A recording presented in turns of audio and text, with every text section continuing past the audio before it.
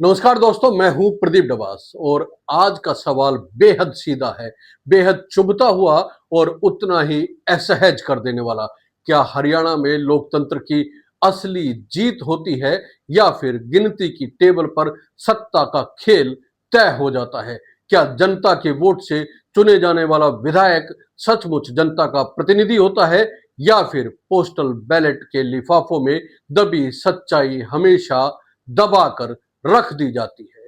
और सबसे बड़ा सवाल, जब हार जीत का अंतर सिर्फ 32 वोट का हो और 215 पोस्टल बैलेट अमान्य घोषित कर दिए जाए, तो क्या ये लोकतंत्र का अपमान नहीं है? हरियाणा की राजनीति में इन दिनों सबसे बड़ा भूचाल उचाना सीट को लेकर मचा हुआ है। भाजपा विधायक देवेंद्र अत्री की कुर्सी अब हाईकोर्ट की दहलीज पर खड़ी है और यह कुर्सी कितनी मजबूत है, इसका फैसला अब अदालत करेगी। मामला केवल चुनावी हार जीत का नहीं है, बल्कि यह उस भरोसे का है जो जनता लोकतंत्र पर करती है। पंजाब एवं हरियाणा हाईकोर्ट ने अब इस मामले को बेहद गंभीरता से लेते हुए उचाना विधानसभा चुनाव के रिटर्निंग अधिकारी को तलब कर लिया है। दोस्तों, कोर्ट ने साफ कह दिया है कि इस विवाद की परतें अब खुलकर सामने आनी ही चाहिए। दरअसल ये पूरी लड़ाई कांग्रेस उम्मीदवार और पूर्व सांसद बृजेंद्र सिंह की याचिका से शुरू हुई। बृजेंद्र सिंह, जो पूर्व केंद्रीय मंत्री चौधरी बीरेंद्र सिंह के बेटे हैं, 2024 के विधानसभा चुनाव में भाजपा प्रत्याशी देवेंद्र अत्री से सिर्फ 32 वोट से हार गए थे। सोचा जा सकता है, 32 वोट यानी एक मोहल्ले की गली भर के वोट इसे कहा जा सकता है। और जब मामला इतना नजदीकी हो तो हर एक बैलेट की अहमियत होती है, लेकिन यहीं से शुरू होता है लोकतंत्र का असली संकट। काउंटिंग के दौरान कुल 1377 पोस्टल बैलेट पड़े, जिनमें से 215 को सीधे अमान्य घोषित कर दिया गया। बृजेंद्र सिंह का दावा है कि इनमें से करीब 150 पोस्टल बैलेट तो ऐसे थे जिनके लिफाफे तक नहीं खोले गए। क्या ये मजाक है? जनता वोट डाले, मेहनत का लोग मतदान में हिस्सा ले और जब बारी गिनती की आए तो अधिकारी लिफाफे तक खोलने की जहमत नहीं उठाते। सवाल उठता है, क्या चुनाव आयोग का पूरा ढांचा सिर्फ औपचारिकता निभाने के लिए है?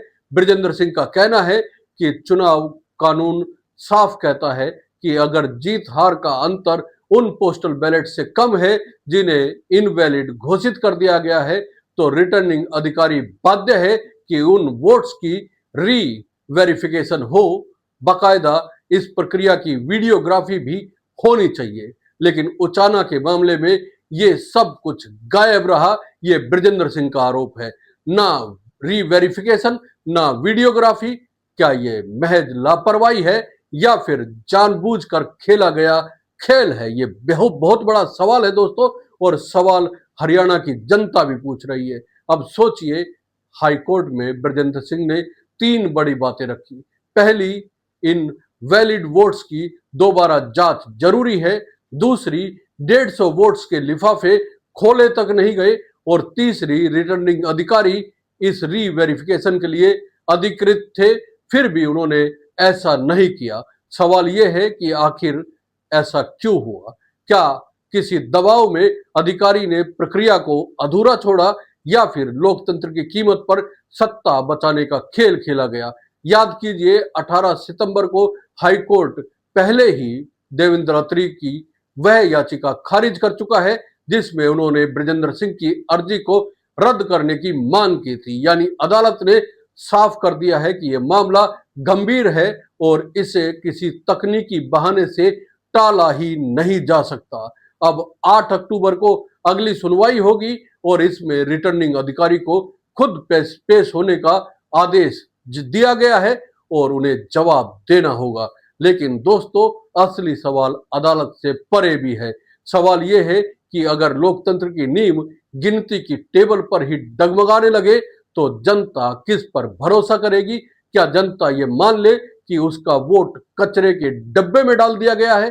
क्या लोकतंत्र केवल सत्ता तक पहुंचने का साधन है या फिर ये सचमुच जनता की आवाज है।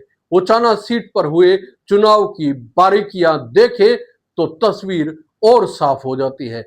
भाजपा के देवेंद्र अत्री को 48,968 वोट मिले, जबकि कांग्रेस के ब्रजेंद्र सिंह को 48,936 वोट मिले, यानी अंतर सिर्फ 32 वोट का।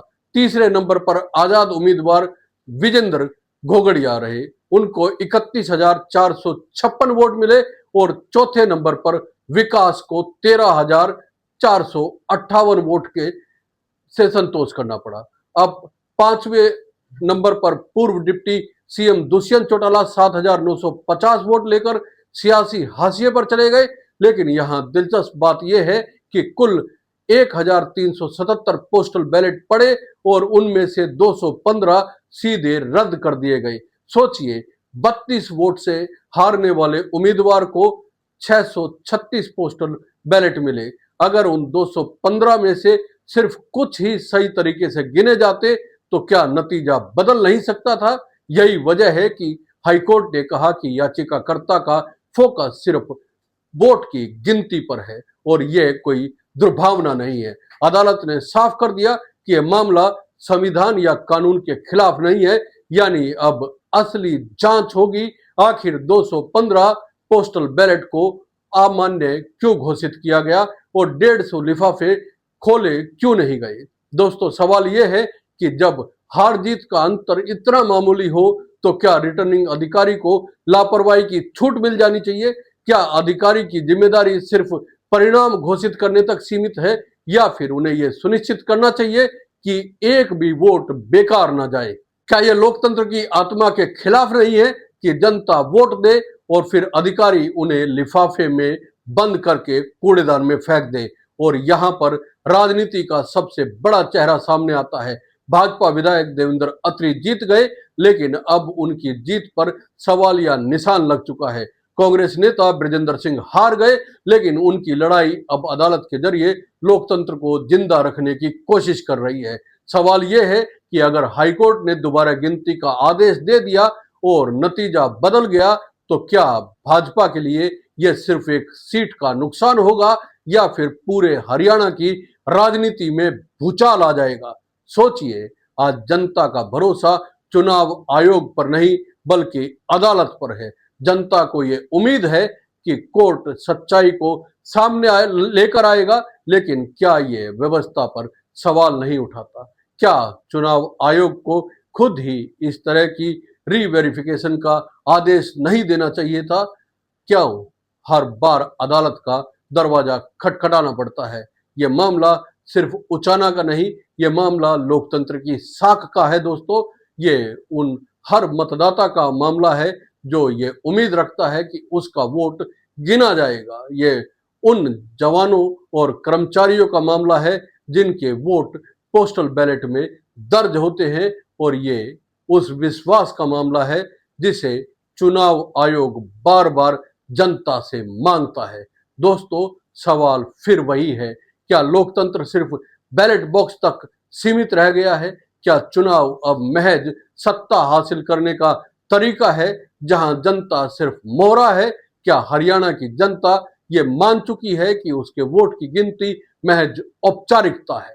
अब देखना दिलचस्प होगा कि 8 अक्टूबर को हाईकोर्ट में क्या होता है। क्या रिटर्निंग अधिकारी ये मानेंगे कि उनसे गलती हुई या फिर वो इसे तकनीकी वजहों का हवाला देकर टालने की कोशिश करेंगे? क्या देवेंद्र अत्री अपनी सीट बचा पाएंगे या फिर 32 वोट का ये अंतर उनके राजनीतिक करियर पर भारी पड़ जाएगा? एक बात तय है, ये लड़ाई सिर्फ अदालत में नहीं बल्कि जनता के मन में भी लड़ी जा रही है, और जब जनता सवाल पूछना शुरू कर देती है तो सत्ता की नींव हिल जाती है। तो दोस्तों, अब आपके सामने सवाल है, क्या आप मानते हैं कि उचाना में लोकतंत्र के साथ खिलवाड़ हुआ है? क्या पोस्टल बैलेट की री वेरिफिकेशन होनी चाहिए? क्या 32 वोट से जीते विधायक की कुर्सी इस री वेरिफिकेशन के बाद बच जाएगी? जवाब आपके पास है, लेकिन फैसला अब अदालत के पास है।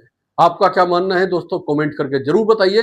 ये वीडियो अगर आपको पसंद आया है तो लाइक कीजिए, शेयर कीजिए और चैनल को सब्सक्राइब करना ना भूलें, क्योंकि यही वो मंच है जहां पर हम उठाते हैं हर वो आवाज जो सीधे जुड़ी है आपके सरोकारों के साथ, वो भी बेधड़क होकर। जय हिंद, नमस्कार।